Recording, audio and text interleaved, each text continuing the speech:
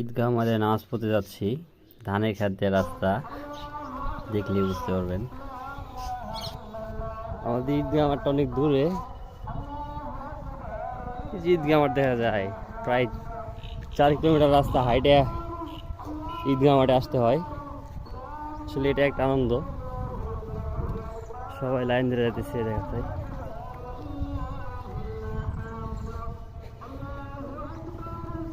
আল্লাহু আকবার কাবীরা আলহামদুলিল্লাহি কাসীরা। এখানে আলু খেত, চলে আসতেছি।